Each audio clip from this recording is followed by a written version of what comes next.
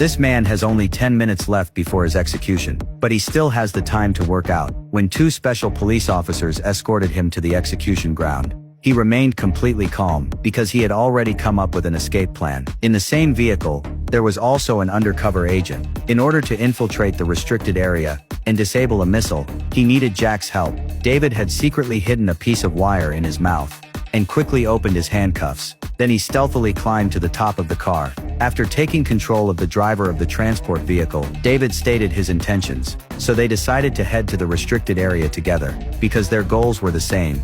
Jack was going to the restricted area to rescue his kidnapped girlfriend. David drove into the restricted area, and soon they were brought before the gang leader. Jack demanded that the gang leader release his girlfriend. David requested the removal of the missile aimed at the city center. At this point, the gang leader made a request. The missile is targeting the city center, where 3 million citizens live. If they are willing to pay $30 million to buy the missile, then he would agree to their terms. Jack looked outside through binoculars. Indeed, there was a missile aimed at the city center, and his girlfriend was tied to the missile. To deactivate the missile and ensure the safety of millions of citizens, David reported the gang leader's demand to his superiors. But his superiors not only refused to pay, but also hung up the phone. To buy time and figure something out, David pretended that the money would be in their account in 30 minutes.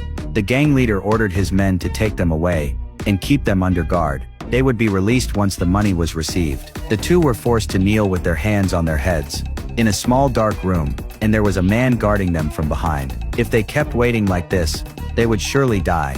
In a moment of desperation, Jack came up with an idea. Suddenly he pretended to have a seizure and collapsed to the floor.